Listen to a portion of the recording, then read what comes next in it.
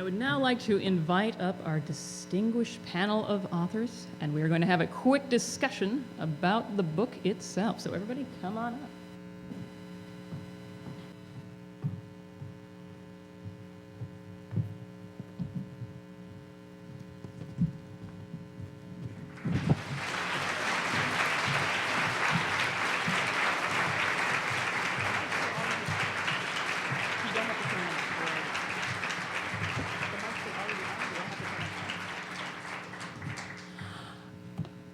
Sitting to my left here, we have some of the finest authors of our day and age, and as it happens, they're fun to read too. To my immediate left is none other than Lois Lowry herself. Oh, yeah.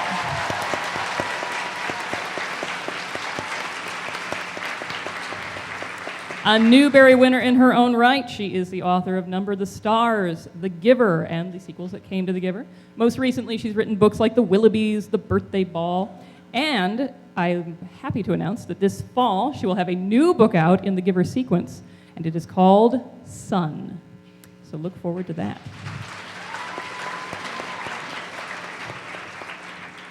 To her left is Katherine Paterson.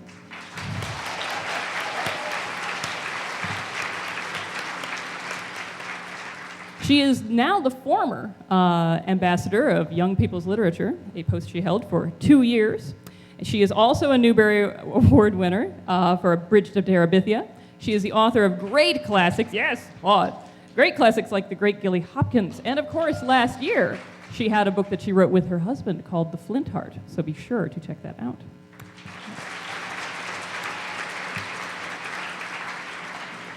To her immediate left is Rebecca Stead. I like this crowd. Rebecca Stead is also a Newbery winner, none other than for the book When You Reach Me.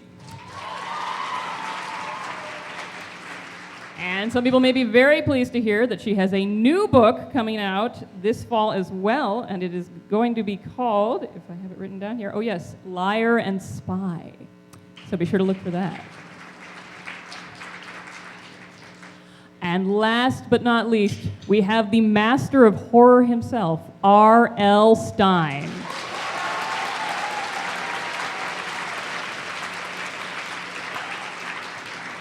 If you do not know the Goosebumps series, you are not alive. No, he is the author of the Goosebumps series and the Fear Street series, and he has multiple new books as well. Just last year, he had It's the First Day of School Forever, which came out, and I cannot keep on my library shelves. And then, of course, this year, he has The Birthday Party of No Return. Thank you so much for coming. So thank you so much for joining us here today, guys. This is so fantastic. First and foremost, I would like to talk to all of you, and just to give your own individual experiences with the first encounter you had with A Wrinkle in Time, whether it was as a child or later in life, just so you can talk about what it was like when you approached it, or even how you approached it as an author when you read it.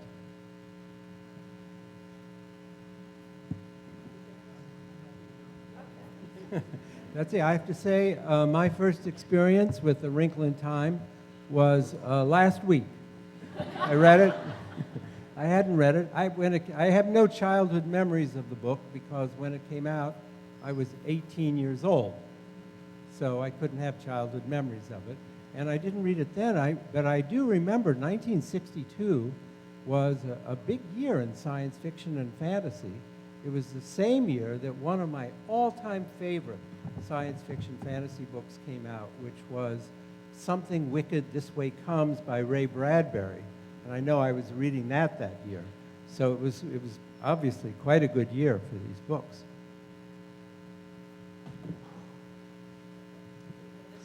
Okay, let's go this way. I read A Wrinkle in Time as a child. For a long time, I wasn't sure how old I was when I read it, but I actually just recently came across this notebook that I had in 6th grade, and I had a list called Books I've Read, and it was, I was 10 when I made the list, and A Wrinkle in Time was on it, and so was A Wind in the Door. So I must have read it when I was 9 or 10. I went actually and met Madeleine L'Engle once. I think she's the only author I ever met as a child. I went to Books and Company, which was a bookstore on the East Side, and saw her there and met her and just kind of stared at her blankly, actually, sort of unable to comprehend, I don't know how this could be. That this world that I was so in love with and felt so involved in, really, could have come from just sort of a regular looking person, you know, sitting at a table in front of me. And I believe I said nothing to her at all. And she probably smiled at me and she signed it for me, which you probably can't read this, but it says, "For Rebecca Tesserwell, Madeleine L'Engle." I've kept it, obviously, all these years. And, you know, I've sort of tried never to relate to the book in any other way. I want to continue relating to this story the way I did when I was a kid, because it filled me with this sense of wonder and, I don't know, something huge and difficult to comprehend. And so I actually have never tried to sort of analyze this book or talk about it too much. And so, yeah, I haven't really ever thought about it a lot, other than trying to sort of remember the way I felt about it as a kid. Which is the most important thing, and which can be hard to hold on to, especially if you're writing. If you're rereading a book and sort of thinking, how was this put together? I think that you can kind of erode the original connection that you had to the book when you were a kid. So I try to sort of hold on to that as much as I can. Well, I was much older than Bob Stine when I first read the book. I was a mother with young children trying to learn how to write books. And I thought a good way to learn how to write books would be to go get books and read them. I still think that's a very good way to learn how to write books. And of course, the books that had won medals and honors should have been very good models for me. And so that's how I first came to read A Wrinkle in Time. And I must say, I was flabbergasted by it. I mean, here we start with this dark and stormy night. What? I mean, come on. That's a cliche. And then next thing we know, we've got this unpopular girl who's gotten in trouble at school. And I was too shy to get into much trouble in school, but I was certainly unpopular at every school I went to, and there were a lot of them.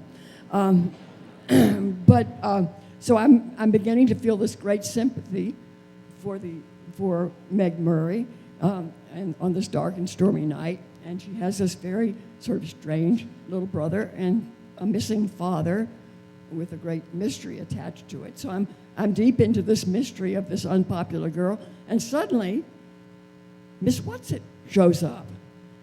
And then she's got two friends named Miss Which and Miss Who, and I begin to think it's who's on first, you know.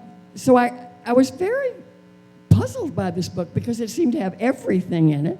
And then because I was raised on the Bible, it had all these Bible quotations in it and quotations from the great sages of every religion and every philosophy. So I really thought, well, no wonder they had a hard time publishing this. And the thing that was so amazing to me as my children came along, because that's the way they should have read it. Because here I was analyzing it, and my children never analyzed it. They adored it, and they remembered scenes from it. It's a vital part of their growing up. And so I think read it while you're young is the advice that I would give you. Don't wait till you're trying to write books and analyzing other books. I've got mine. This is on, right? It was published in 1962, and I don't think I read a single book that year, and here's why. My youngest child, Ben, was born in 1962, and his siblings were 1, 3, and 4 years old. So I had not much leisure time. And it was some years later that I encountered this book, and it was at the time when my sons were not great readers when they were young. I knew that one of my sons had a book report due when I saw the biography of Roberto Clemente on the kitchen table again. But my daughters were great readers, and so it was probably, they were 3 years apart in age, probably when they were, say, 10 and 13, that A Wrinkle in Time appeared in our house, probably purchased by me, perhaps first from the library. And the interesting thing to me is the reactions of my daughters to this book, which at that point I had not yet read. Younger daughter, Kristen.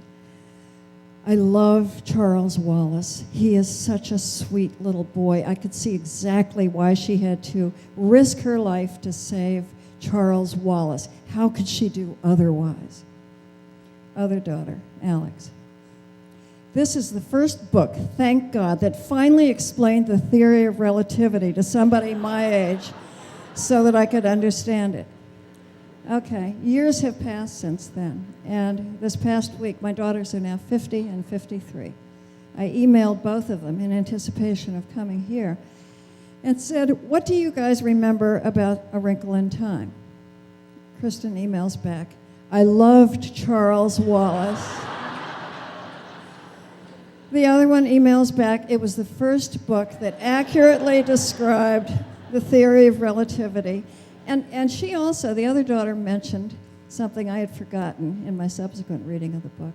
She said, I loved the two-dimensional part where they were all flat. And so I went back and reread that, and it is quite wonderful, and it makes me wonder if the person who wrote Flat Stanley, whether he read that, Jeff Brown. If he didn't, he should have, because it was the best depiction of what it would be like to be flat. In my estimation. But I will simply conclude by saying I think it's a remarkable book that can speak to so many different types of children, including my own, and appeal to them in those different ways and make them both see it as a wonderful book, but for entirely different reasons. I want to play off of something that Rebecca said just a second ago. So you met Madeleine L'Engle and she signed your book. But you didn't say much to her at the time. I'm wondering if any of you guys met her, and if you did not meet her, what you would have asked her. Like, if you could ask her one question, what would be the one question you would ask Madeleine L'Engle right now, today?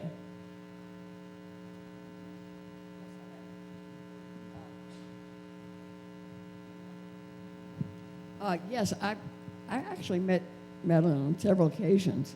I was a little bit afraid of her. She was tall and thin and very dignified and very bright, and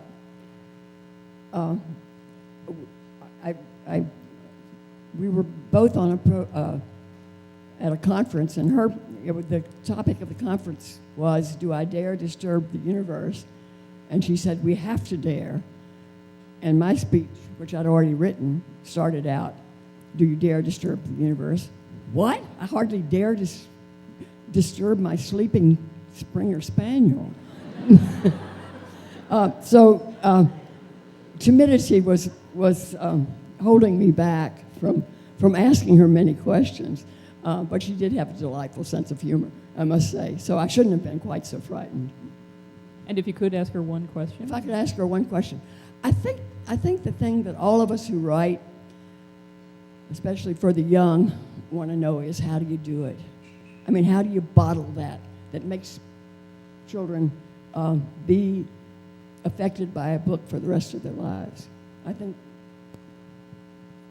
And I'm sure she couldn't answer that question, right? I mean, I would probably ask her something really banal, like, do you write in the mornings? Yeah. Do you write longhand? It's because this is, I'm convinced, where all the real secrets lie. It's so hard to, I mean, I sort of know that any question that I would really want to ask would be kind of impossible to answer, because I think it probably is also intertwined, with who she was and how she thought about the world. And there's no way to give that to someone else, for better or for worse. I think I would ask her, where do you get your ideas? Just to be really annoying.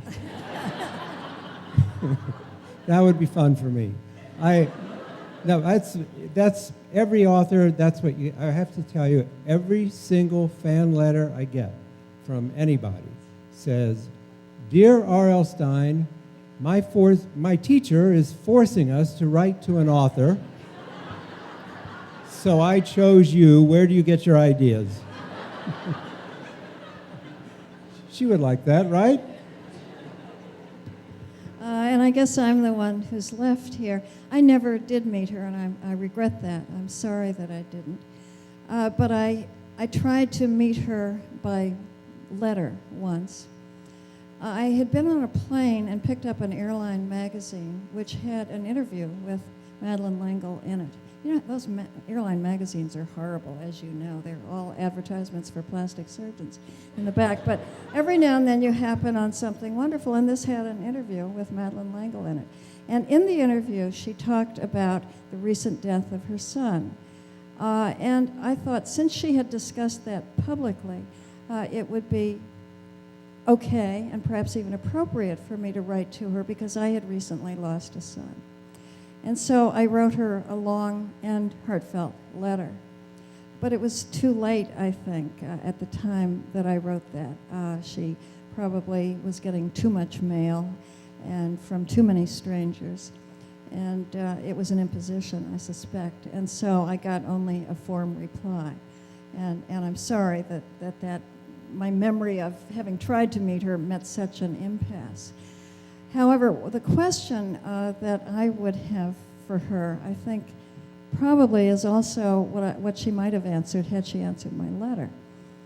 And my question in rereading the book quite recently, I was startled because I had forgotten the religious references in it, the number of Christian references. Katherine has referred to that.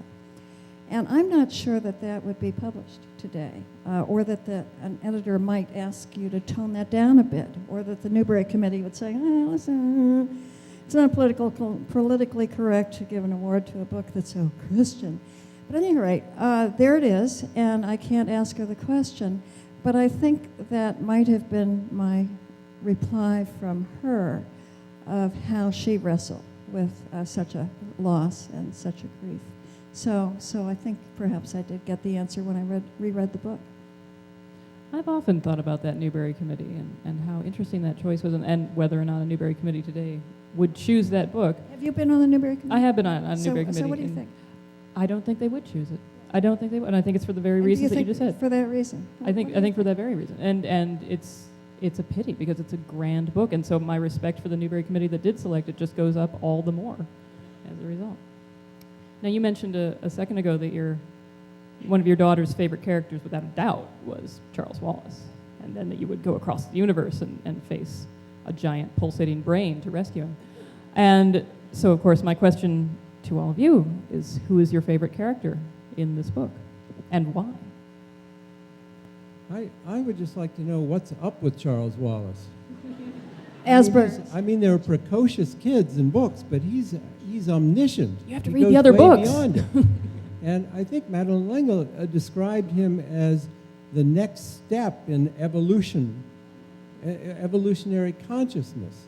Is he in? I haven't read the other books. This is very You difficult. haven't read the other books? No. Oh, we're leaving right now. We're going to have to read the other books. I'm sorry. What? Yeah. Oh, yeah. No, he's in, particularly the third book.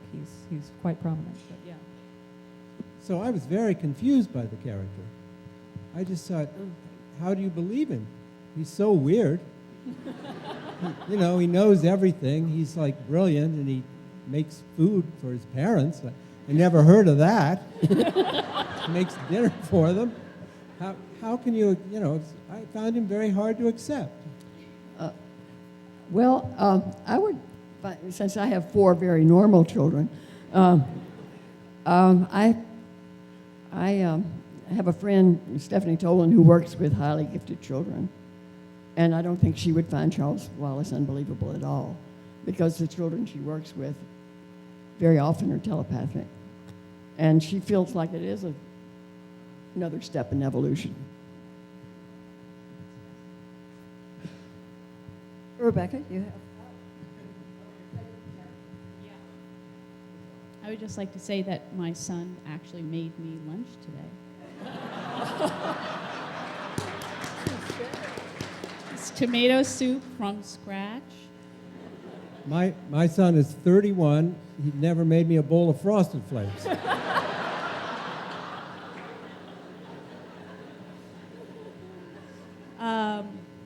My favorite character is Meg.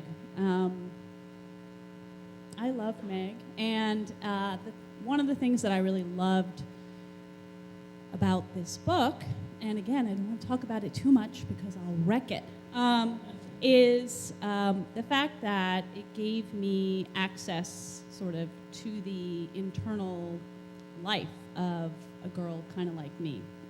She was much better in math, but she was self-doubting and got in crabby moods and sometimes was taken over by her own emotions in ways that she later regretted.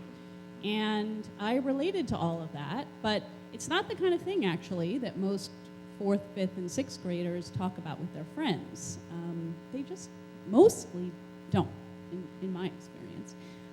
So this was my way of having that conversation, even though I was having the conversation, with a non-existent person. But I loved her because she gave me all that, and that's why she's my favorite. I think, like Katherine, I think many of us remember being the girl at that age who felt different and not outcast so much, but not popular, yearning to be, but not quite ever getting there. And so we're bound to relate to Meg in the book. I was always troubled by an odd little thing, and I don't know if anybody else noticed this or cared. I felt they misspelled their last name. Do you know anybody named Murray who spells it that way? Everybody I've known who's named Murray has a vowel in there before the Y, but okay, that's just a quibble.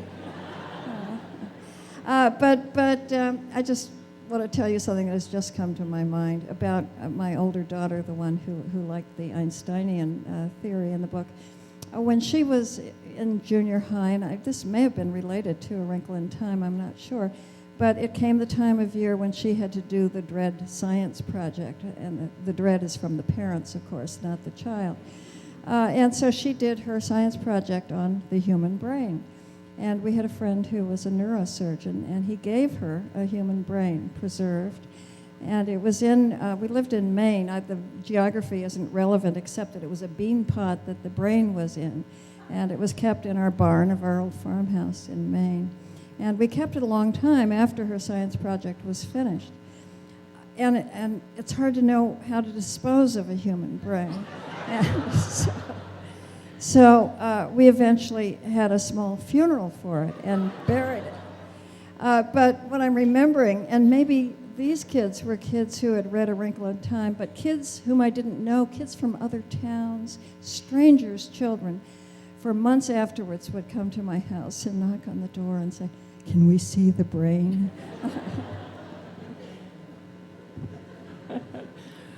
Well, that just makes me want to ask Bob a question. Bob, recently there was an article in the... I hope I don't steal that idea. How could you not?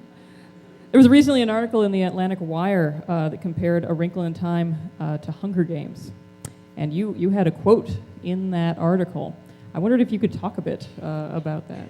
Yeah, it was out this week. A reporter I know, actually, who did an article comparing A Wrinkle in Time with Hunger Games. And she asked me, could there have been a Meg, could there have been a Katniss if there wasn't a Meg 50 years ago?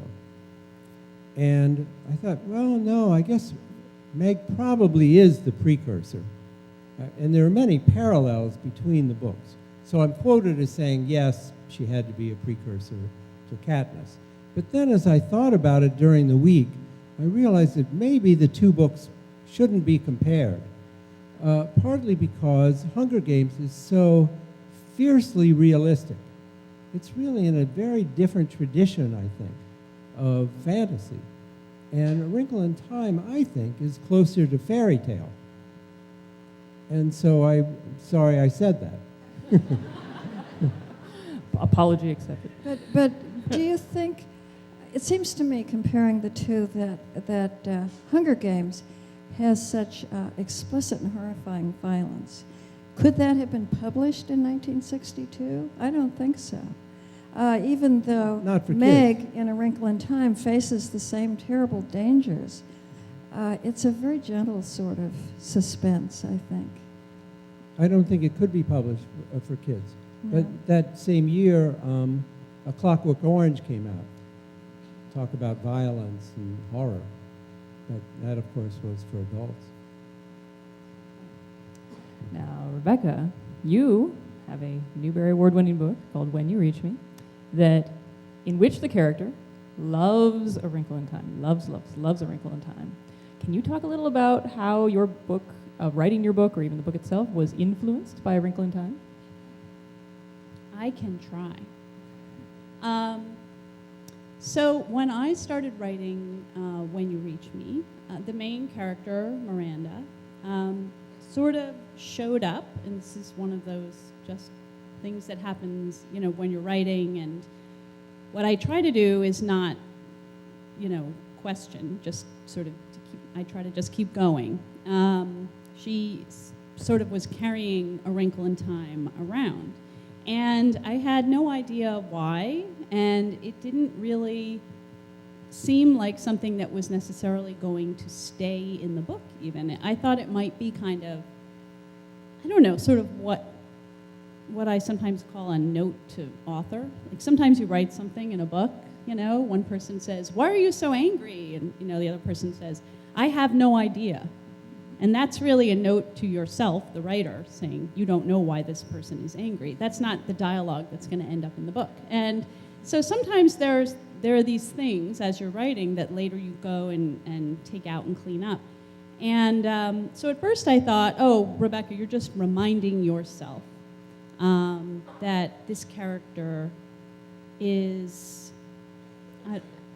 sort of passionate about reading, and she's kind of fiercely protective of the book, doesn't want to talk about it with other people, and really, or even acknowledge that other people have read the book, because it's sort of that special to her. And I think that is the way I felt about A Wrinkle in Time when I was a kid. And it's probably, there's some vestige of that, which is why I still don't love talking about it that much, even now. So I just thought, okay, I'm learning something about this character that I'm writing. But then as the draft went on, the book became something that Miranda started talking to other people about and thinking about. And I finally sort of acknowledged that it meant something to me to have it in there, and that I wanted to figure out how to kind of earn a place for the book in my story. Or I wanted my story to somehow earn the right to talk about A Wrinkle in Time. I don't know if that sounds completely strange, but we were sort of intimidated by the idea of talking about A Wrinkle in Time, for obvious reasons, I guess. I mean, people feel very strongly about the book. It's really personal to a lot of people, and no one understands that better than I do. So my editor, Wendy Lamb, and I really talked about this, and so it was sort of a process, and it took a lot to decide to have it be part of the story. One thing I did do was I tried not to reread the book for a long time, but then I decided that I had to. And I have the book sort of in me, like grokked in the, does anyone know that term, grokked? It's a Robert Heinlein term, meaning sort of you've eaten it, you've understood it, it's part of you. I already had that from my childhood reading of the book. And that was sort of how Miranda saw the book, my character Miranda. But I also needed to have other people be able to talk about the book. So there's a character named Marcus in my story who's very different from who I was as a kid. He's very different from Miranda. So the one time I read the book, A Wrinkle in Time, while writing my own story, was when I tried to read the book from the point of view of the character Marcus. So I've actually read this book as a child myself, and then as a child character in my own book. But I'm still trying not to read it as an adult. I'm curious to know, because I know my own daughter. I think she read everything that Madeleine Wrinkle ever wrote, but A Ring of Endless Light was something that had meant a great deal to her. And she read it over and over and over again. And I'm just wondering, as a child, did you read this book over and over again? I read it a number of times. I read it over and over, but I also read a lot of other things, and I read those over and over also. So I think I was a big rereader. I also loved Meet the Austins and all of Madeleine L'Engle's Austen books, and I read those over and over as well.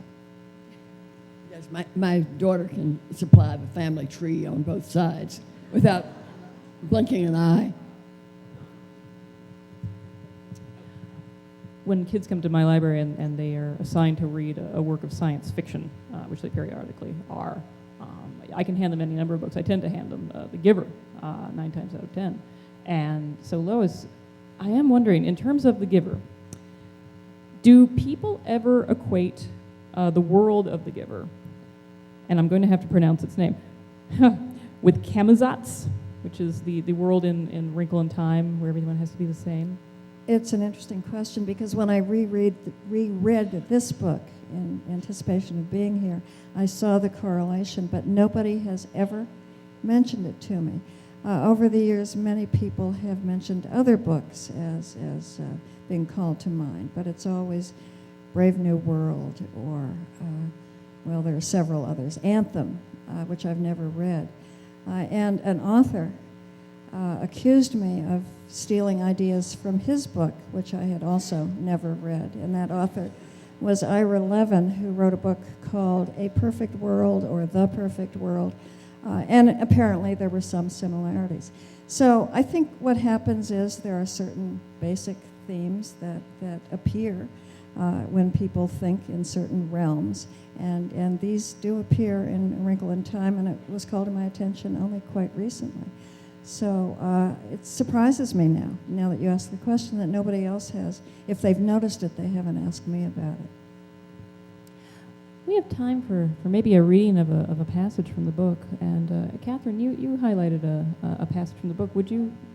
This is in honor of my daughter Mary, who loves, and she would never forgive me if I said Aunt Beast. But I had to learn how to speak American English in North Carolina, so I say aunt. But she says aunt. But this is the scene where they have just gotten away from Camazotz and are now, how in the world do you pronounce Ixil? But anyhow, that's where they are. The beast turned toward Calvin and Mr. Murray. This child is in danger. You must trust us. We have no alternative, Mr. Murray said. Can you save her? I think so. May we stay with her? No, but you will not be far away. We feel that you are hungry, tired, that you would like to bathe and rest. And this little, what is the word? The beast cocked its tentacles at Calvin. Girl, Calvin said. This little girl needs prompt and special care. The coldness of the, what is it you called it? The black thing? The black thing, yes. The black thing burns unless it's counteracted properly. The three beasts stood around Meg, and it seemed that they were feeling into her with their softly waving tentacles. The movement of the tentacles was as rhythmic and flowing as the dance of an undersea plant. And lying there, cradled in the four strange arms, Meg, despite herself, felt a sense of security that was deeper than anything she had known since the days when she lay in her mother's arms in the old rocking chair and was sung to sleep. With her father's help, she had been able to resist it. Now she could hold out no longer. She leaned her head against the beast's chest and realized that the gray body was covered with the softest, most delicate fur imaginable, and the fur had the same beautiful odor as the air.